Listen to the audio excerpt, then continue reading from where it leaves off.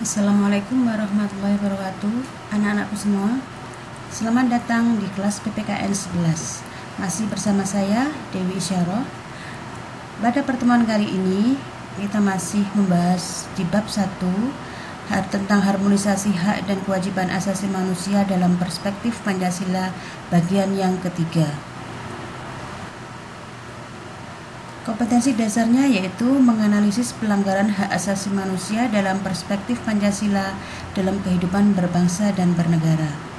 Pada pertemuan kali ini, kita akan khusus membahas tentang menganalisis kasus-kasus pelanggaran hak asasi manusia. Rencana awal bab 1 ini akan saya bagi menjadi 3 pertemuan.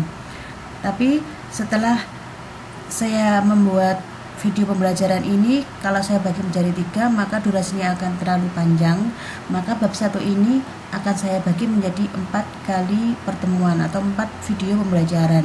Jadi setelah video pembelajaran tentang kasus-kasus pelanggaran hak asasi manusia ini, masih akan ada lagi 1 video pembelajaran lagi di bab 1 ini.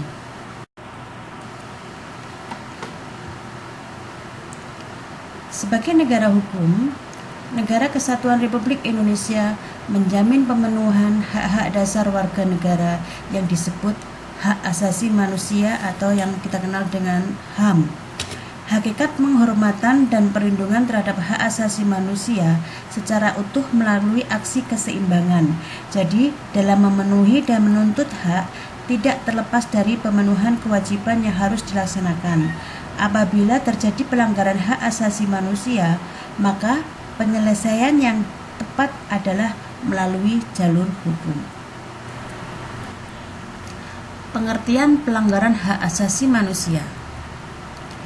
Berdasarkan pasal 1 angka 6 Undang-Undang Nomor 39 Tahun 1999, pelanggaran hak asasi manusia adalah setiap perbuatan seseorang atau kelompok orang, termasuk aparat negara, baik disengaja maupun tidak disengaja, atau kelalaian yang secara melawan hukum mengurangi, menghalangi, membatasi, dan atau mencabut hak asasi manusia seseorang atau kelompok orang yang dijamin oleh undang-undang ini dan tidak mendapatkan atau dikhawatirkan tidak akan memperoleh penyelesaian hukum yang adil dan benar berdasarkan mekanisme hukum yang berlaku. Nah, ini adalah pengertian HAM menurut Undang-Undang Nomor 39 Tahun 1999. Siapakah pelaku pelanggaran hak asasi manusia? Yang pertama, negara atau penyelenggara negara atau state actor. Pelanggaran ini dapat dilakukan oleh aparat negara seperti presiden, menteri, pejabat pemerintah, polisi, dan tentara. Yang kedua, pihak-pihak di luar negara non-state actor, yaitu orang atau masyarakat atau kelompok dan organisasi kemasyarakatan. Jenis-jenis kasus pelanggaran hak asasi manusia. Ada 2 jenis pelanggaran hak asasi manusia. Yang pertama, pelanggaran hak asasi manusia biasa atau ringan. Yang kedua, pelanggaran hak asasi manusia berat. Pelanggaran HAM biasa antara lain pemukulan, penganiayaan, pencemaran nama baik, dan menghalangi orang lain untuk mengekspresikan pendapatnya. Pelanggaran hak asasi manusia atau HAM biasa atau ringan. Pelanggaran ini tidak secara langsung mengancam keselamatan jiwa manusia, akan tetapi dapat berbahaya jika tidak segera ditanggulangi. Contohnya bullying, jangan melakukan bullying dengan temannya ya. Kemudian malpraktek atau pemberian obat yang dapat mengancam, salah resep ya, dapat mengancam jiwa pasien, atau mungkin kekerasan di dalam rumah tangga. Ini termasuk pelanggaran hak asasi manusia ringan. Pelanggaran hak asasi manusia berat. Menurut Undang-Undang Nomor 26 Tahun 2000 tentang Pengadilan HAM meliputi kejahatan genosida, kejahatan terhadap kemanusiaan,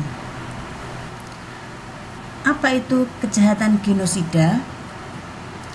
Kejahatan genosida yaitu setiap perbuatan yang dilakukan dengan maksud untuk menghancurkan atau memusnahkan seluruh atau sebagian kelompok bangsa, ras, kelompok etnis, dan kelompok agama dengan cara sebagai berikut.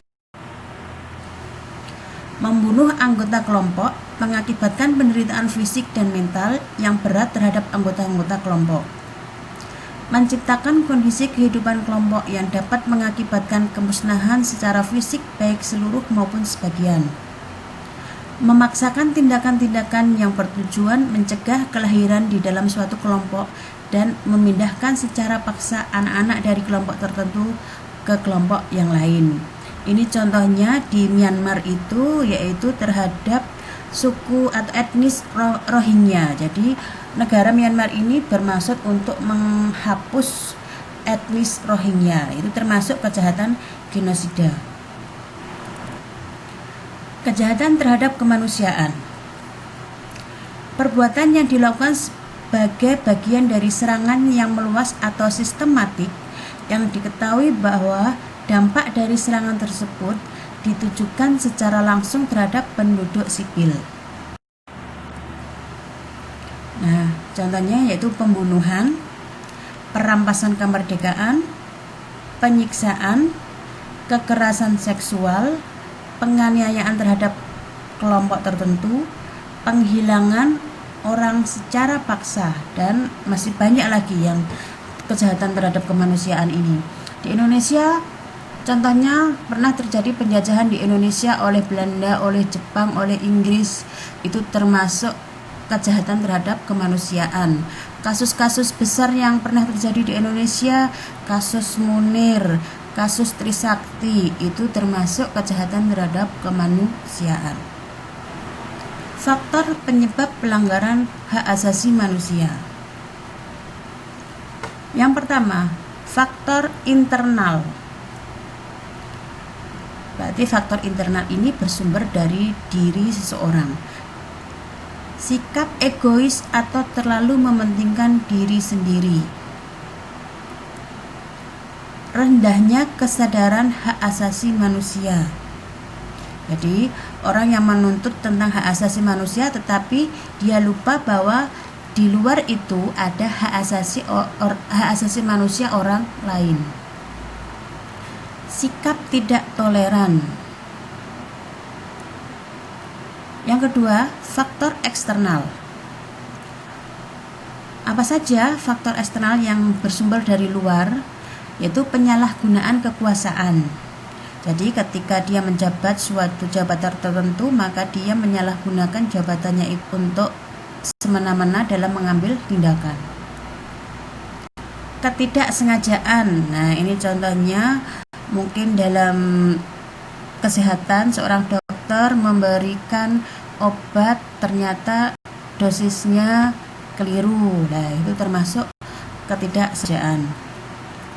Penyalahgunaan teknologi. Nah, ini penyebar berita hoax. Nah, seperti itu.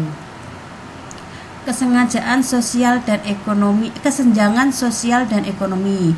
Jadi orang yang kaya menindas yang miskin. Bisa jadi seperti itu. Nah, tugas mandiri. Menganalisis sebuah kasus pelanggaran HAM. Jadi untuk memahami materi tadi yang sudah Bu Dewi sampaikan tentang kasus pelanggaran HAM, apa saja kasus pelanggaran HAM itu, ada berat, ada ringan.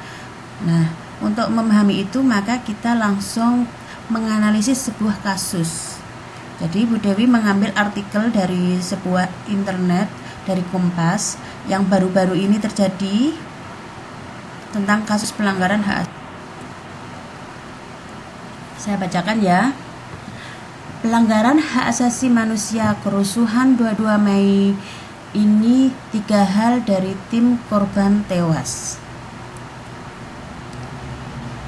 Reporter Imam Hamdi, editor Dwi Arjanto, Rabu 19 Juni 2019 pukul 19.15 waktu Indonesia Barat. Berarti kerusuhan ini tanggal 22 Mei 2019 ya. Dari majalah Tempo. Jakarta. Tim Advokasi Korban Tewas Kerusuhan 22 Mei menyerahkan 3 permintaan kepada Komisi Nasional Hak Asasi Manusia untuk mengusut dugaan pelanggaran HAM berat saat terjadi peristiwa berdarah itu. Jadi pada 22 Mei itu berarti ada kejadian yang menyebabkan seseorang meninggal. Anggota tim advokasi keluarga korban, Wisnu Rakadita, mengatakan, pertama, pihaknya merekomendasikan penyelesaian yudisial dalam menyelidiki dugaan pelanggaran HAM berat dalam kerusuhan 21-22 Mei lalu. Hasil penyelidikannya diserahkan kepada penyidik Jaksa Agung untuk selanjutnya digelar peradilan HAM, kata Wisnu melalui keterangan. Wisnu mendapatkan kuasa 4 dari 10 keluarga korban tewas dalam aksi 21-22 Mei untuk meminta permohonan perlindungan kepada LPSK karena merasa ada yang mengancam. Keempatnya adalah keluarga Muhammad Harun Al-Rashid 15 tahun, Farhan Syafero 31 tahun, Abdam Nurian 19 tahun, dan Sandro 32 tahun. Ini adalah 4 dari 10 korban yang ditangani oleh tadi kuasa hukum Wisnu. Wisnu menjelaskan rekomendasi penyelesaian yudisial bisa dilakukan sebagaimana diamanatkan dalam Undang-Undang Nomor 39 Tahun 1999 tentang Hak Asasi Manusia dan Undang-Undang Nomor 26 Tahun 2000 tentang Pengadilan Hak Asasi Manusia. Kedua, pihaknya meminta Komnas HAM memanggil Kepala Kepolisian Republik Indonesia agar perkara pelanggaran HAM ini dapat ditindak dan diusut secara tuntas dengan asas transparansi, imparsial, dan akuntabel, serta meminta Kepala Kepolisian untuk menindak anggotanya yang melakukan tindakan melanggar hukum dan indisipliner. Jadi ini kasusnya antara warga dengan polisi. Jadi terbunuhnya tadi berarti karena tindakan oknum dari polisi. Ketiga, ia meminta Komnas memberikan perlindungan terhadap korban dan saksi-saksi pelanggaran HAM berat tragedi 21-22 Mei 2019 dari tekanan pihak manapun yang menginginkan proses hukum tidak berjalan atau berhenti. Sebelumnya, Wisnu mengatakan keluarga korban kerusuhan 22 Mei merasa terancam oleh orang yang diduga polisi yang meminta mereka membatalkan laporan adanya pelanggaran HAM ke Komisi Nasional Hak Asasi Manusia. Kami menduganya yang melakukan pengancaman pihak kepolisian. Untuk itu, kami meminta bantuan perlindungan ke LPSK. Sumber artikel ini saya mengambilnya dari http://metrotempo.co. Nah, jadi sumbernya dari sini, kasus ini. Nah, sekarang tugas buatlah analisis kasus tersebut. Yang dianalisis atau kajian analisisnya meliputi yang pertama, nama kasus. Jadi artikel tadi nama kasusnya apa? Yang kedua, penyebab kasus dikategorikan sebagai bentuk pelanggaran HAM. Nah, kenapa kasus tadi dikatakan sebagai bentuk pelanggaran HAM? Yang ketiga atau C, bentuk pelanggaran HAM.